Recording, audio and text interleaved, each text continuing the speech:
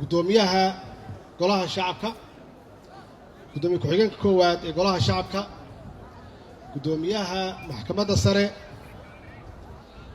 golaha wasiirada xildhibaanada sharafta leh ee labada aqal taliyaasha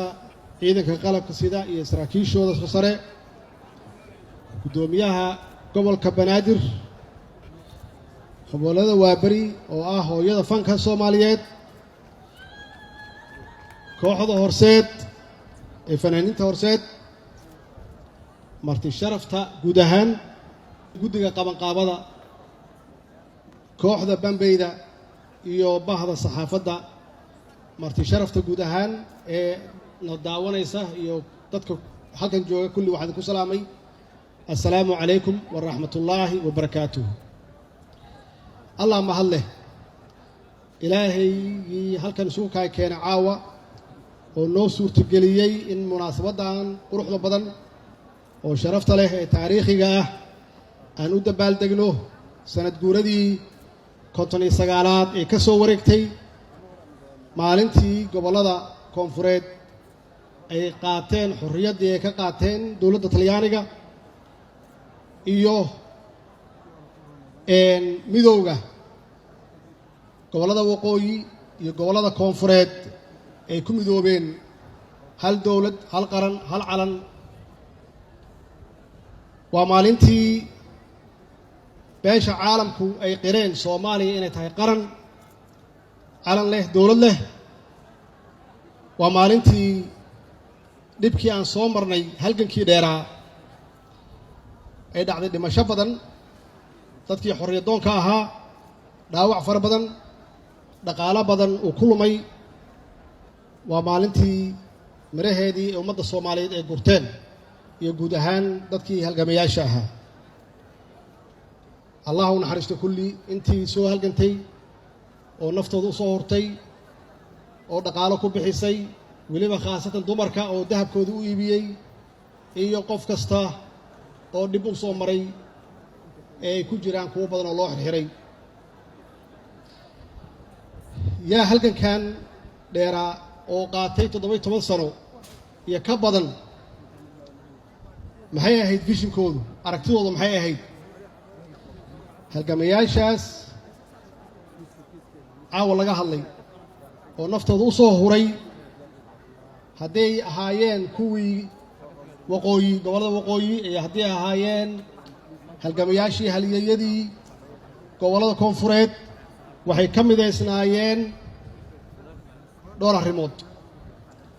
waxay ka midaysnaayeen gumaysi diid waxay ka midaysnaayeen gunnimo diid waxay ka midaysnaayeen quursi diid in qofka Soomaaliyeed uu oggolaado in laga sarreeyo in dowladihii Yurub ay ku heshiiyey inay Afrika yimaadaan bacdama ay midaysnaayeen iyagu ay ku midoobeen inay Afrika yimaadaan oo u qaybiyaan qabiilo iyo dhaqamo iyo diimo ay u qaybiyaan oo ay muujiyaan inay ka sarreeyaan ummadaha Afrikaanka ay u yimaadeen waxaa diiday halyeeyadeennii waxaa diiday halgamayaasheennii ayaa diiday waxaana mideeyey kuwii gobollada waqooyi ee waddaniyiinta ahaa iyo kuwii gobollada koonfureed ee waddaniyiinta ahaa waxaa mideeyey inay diideen gunnimo inay yidhaahdeen Soomaali gun ma aha waa gob Soomaali qof kasta meel kasta ha ka yimaado igama sarreeyo waa la simana caawa waxaan u dabaaldegaynaa midnimada ummadda Soomaaliyeed iyo awoodda midnimada ee leedahay oo halgamayaashaas iyo halyeeyadaasi ay aasaas uga dhigeen intaan sheegay oo ahaa inay diideen gunnimo inay quursi diideen aasaas waxay uga dhigeen inay mid yihiin inay midoobaan inay u midoobaan cadowgaas ku soo duulay oo damcay inuu dhaqankooda bedelo inuu luqadooda bedelo inuu diintooda bedelo waxay u heleen wax ka duwan waxa isticmaalka uu ku shaqaysto oo ah qaybi oo xukun oo ku qaybi qabiil iyo qabyaalad oo ku qaybi diin oo dhaqan ku qaybi waxay u heleen midnimo awoodda midnimada marka awoodda midnimadu wax sahlan ma aha midnimadu waa awood urursan weeye waa xoog midnimadu waa difaac aan dadka loo soo gudbi karin aanan lagu dhibaateyn karin ummaddu hadday midaysan tahay inta badan ummadaha burburaha iyo dalalka burburaha ma aha waxa burburiyey in lagu soo duulay waa dhacdaa in laisku soo duulo oo si qaawan lisu xoog sheegto waa dhacdaa laakiin inta badan waddamada iyo ummadaha adduunka waxaa lagu burburiyaa gudaheeda laga burburiyaa waxaa loo helaa dad ka soo horjeeda ama u shaqeeya ummada dibadeed u shaqeeya marka midnimadu waxa weeye aaladda ugu horreysa oo awood dibadeed kaa difaacaysa marka ururadii halgamayaasha ahaa oo ay ka mid ahaayeen SYL oo xooggeedu koonfur ahaa laakiin meel walba gaartay oo ay Soomaali joogto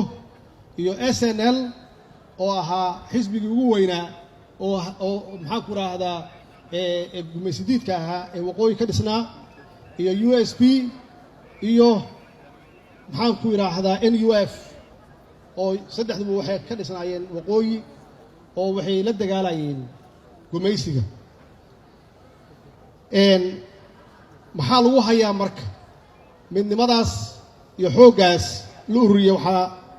ay go'aan ku qaateen inay ku hayaan kala dambayn iyo nidaam maxaa yeelay markii la yidhi xisbigu waa inuu lahaado kala dambayn iyo nidaam dadka u sheega oo ku baraarujiya ujeedooyinka ama purpose-ka ay u dagaalayaan oo ahaa inay ahayd inaysan Soomaali quursi ogolaanaynin Soomaali inaysan gumaysi ogolayn waxay ahayd aaladda ama ujeedooyinka ay dadka shacabka Soomaali meel kasta ay joogaan ay ku baraarujiyaan kala dambayn iyo nidaam waxaa intaas dheer inay ahayd xisbiyadaas oo dhan iyo halgamayaashii Soomaaliya soo maray oo aan sheegay xisbiyadaas magacyadoodu inay ka shaqeynayeen wax la yiraahdo dan guud iyo dan wadaag oo ah in ummadda Soomaaliyeed ay qaran hesho inay ummadda Soomaaliyeed hesho gobonnimo ay ku noolaadaan ubadkooda iyo jiilka soo socda taasaa midaysay dantaas guud ayaa midaysay waxa kale oo ahaa oo u shaqeeyey ay uga guulaysteen gumaysigii soo jireenka ahaa oo doonayay muddo dheer inuu Soomaali ku hayo isticmaalka waxay ahaayeen dad tala wadaaga oo tala wadaagaas soo gaartay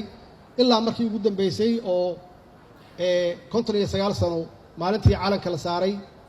oo ay xoroobeen oo israaceen waqooyi iyo koonfur maxaa yeelay ummaddu markay tashadaan oo talada wanaagsan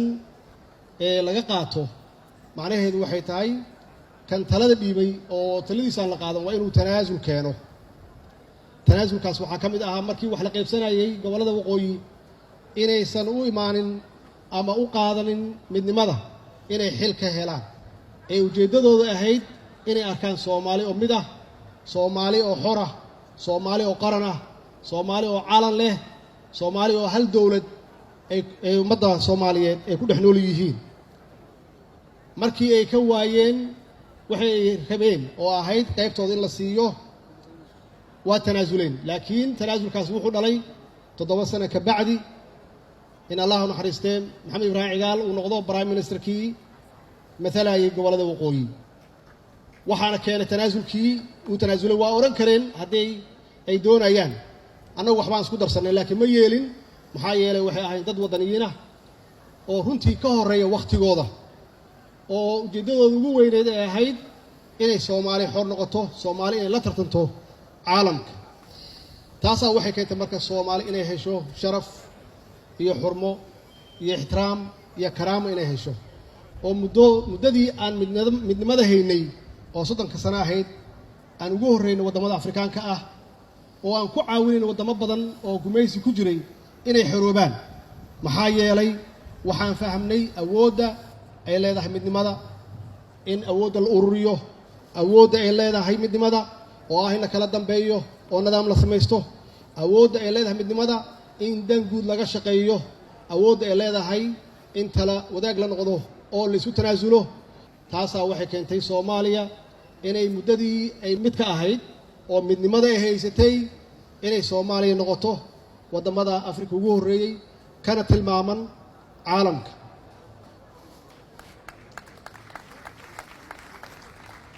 intaas oo aan sheegay waxay ku soo biyo shubatay kalsoonida shacabka Soomaaliyeed iyo qabkii ummadda Soomaaliyeed oo ilaa hadda wali ummadda Soomaaliyeed qabkoodii uu sidii u nool yahay. waa sax muddo waa burburnay, dhib badan waa nagu dhacay, waa la kala irdhoobay, ummaddii waxaa ku dhacay qax iyo dhibaatooyin fara badan, laakiin sidaasay tahay waad arkaysaan ummadda Soomaaliyeed weli damiirkoodii Soomaalinimo iyo wadaniyadoodii weli way nooshahay. laakiin waxaa noo harsan oo keliya inaan gaarno oo aan fahmno 59 sano la soo dhaafay waa aragnay midnimo waxaan ku gaarnay iyo waa aragnay kala qaybsanaan iyo qabiil iyo qabyaalad iyo burbur waa aragnay waxa ay noo dhintay iyo dhibaatada noo dhintay. su'aasha taalo waxay tahay 59 sano soo socda sidee Soomaali u ekaanaysaa anigu waxaan qabaa rajo fiican, waxaan aaminsanahay Soomaali inay midoobi doonto insha Allah waqti ahaato. waxaan gacmaha u fureynaa walaalaheena Somaliland in ay ku daydaan aabbayaashood ee dhaliyay gobonimada, aabbayaashood oo midnimada keenay, aabbayaashood oo sharafka Soomaali ay soo martay iyo magacii wanaagsanaa inay ku daydaan. maxaa yeelay waxa xaqiiqo ah ummaddu hadday kala qaybsan tahay oo ay noqoto qayb naga maqan ee Soomaalida waqooyi ama Somaliland qayb naga maqan ay noqoto waa wax ka maqan. marka inaan fiirno maslaxadda caruurteena iyo mustaqbalkooda, inaan fiirno maslaxadda ummadeenna iyo caalamka sida uu u dhaqaaqay iyo caalamka sida uu u shaqeeyo iyo wadan walba oo adduunka jira inay nugula dhaqmaan iyagoo midaysan oo aan kala qaybsanayn. marka in aan noqono sidii awooyaasheen ama aabbayaasheen ay yeeleen oo dalkaani ay xorriyad u keeneen, ay u soo dhinteen, ay dhiiggooda u soo daadiyeen, oo intii dhib ahaa ay u soo mareen, oo markii ugu dambaysana aan noqonnay waddamadii Afrika ugu horreeyey oo xorriyadda qaatay. in aan noqonno kuwii taariikhda ku gala oo 59 sano kadib maxaan ku yiraahdaa ummadda Soomaaliyeed oo jiilkaas nool ay nagu faanaan oo yiraahdaan aabbayaasheen xorriyad bay keeneen, dalkii waa naga burburay 59 sano ka hor yaa aabbayaasheen dhulkay ka qaadeen, midnimadii soo celiyeen, dadnimadeen iyo sharafkeen iyo karaamadeen dib u soo celiyeen. anugu diyaar waxaan u ahay inaan taariikhda ku galo, in aan noqonno kulligeen dadka halkan fadhiya mas'uuliyiinta ah oo aanu kula dardaaranno dadka walaalaheena reer waqooyiga ah ama Somaliland inaan ka tagno taariikh, caruurteenna uga tagno mustaqbal wanaagsan, caalamka aan la jaan qaadno annagoo mid ah. maxaa yeelay annagoo mid ah oo midaysan yaan la tartami karnaa caalamka dhinac walbaba, hadday noqoto dhaqaale, hadday noqoto horumar iyo hadday noqoto siyaasad. laakiin annagoo kala dhantaalan, annagoo kala maqan, waxaan ku dambeynaynaa caruurteena sidii hadda ay yihiin inay qaxaan, qaxootiye ay ku jiraan, badda ay ku baaba'aan, xoogaa siyaasiyiina ay ka faa'iidaan. anugu ma rabo siyaasigaas inaan noqdo. anugu waxaan rabaa siyaasiga Soomaaliya u horseeda horumar, siyaasiga Soomaaliya u horseeda midnimo, siyaasiga Soomaaliya u horseeda barwaaqo, siyaasiga Soomaaliya u horseeda wada shaqayn guud ahaan gudaha Soomaaliya iyo dawladaha dariska iyo caalamka. qof kasta oo Soomaaliyan waajib ayaa ka saaran inuu ka shaqeeyo midnimada Soomaaliya. horumarku wuxuu ku jiraa midnimo. ummaddu haddaysan mid ahayn wax kasta ay hayaan, hadday tahay dhaqaale, hadday tahay aqoon, wax kasta ay hayaan waxbaa ka maqan, mana gaari karaan. waa taas tan keentay 30 sano Soomaaliya inay noqoto wadamada ugu liita caalamka. wax kale ma ah, waa kala maqnaanshaha. haddii ummadda ay isku soo noqdaan oo ay walaaloobaan oo gacmaha isqabsadaan oo midnimadii awooyaasheen ama aabbayaasheen ay keeneen aan bilaawno hadda aan ka shaqeyno, waxaan hubaa Soomaalidu waa dad aad iyo aad hal abuur u leh waa dad firfircoon waa dad isku mid ah aan waxba ku kala duwanayn waxaan hubaa muddo yar gudaheed inaan ku soo kaban doonno hadduu ilaah yidhaahdo qof walbana inuu istaago maxaan ku rahdaa midnimadaas iyo horumarka dalkeenna wasalaamu calaykum waraxmat ullaahi wabarakaatu